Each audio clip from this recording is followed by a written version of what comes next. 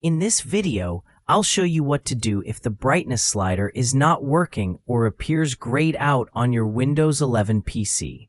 First, right-click on the Start button on the taskbar.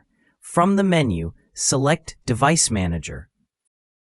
In the Device Manager window, double-click Monitors to expand it. You will see an entry such as Integrated Monitor. Right-click on the integrated monitor and choose Disable Device. Select Yes to confirm. Wait a few seconds.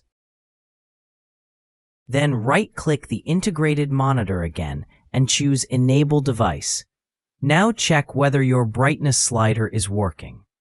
If the issue continues, go back to Device Manager and expand Display Adapters. Right-click on the graphics adapter listed there. The name will vary depending on your GPU. Select Uninstall Device, then select Uninstall again to confirm. Your screen may go blank for a moment. This is normal.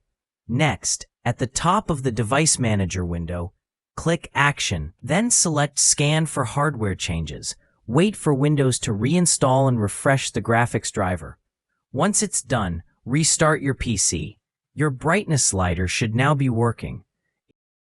If the issue is still not fixed, right-click on the Start button again and select Terminal. Admin. In the Terminal window, type the following command: sfc/scanou. Press Enter and wait for the scan to complete. After the scan finishes, restart your PC one more time. After this process, the brightness slider issue on Windows 11 should be completely resolved. If you found this video helpful, don't forget to like, subscribe, and hit the notification bell for more tutorials updates. Thanks for watching.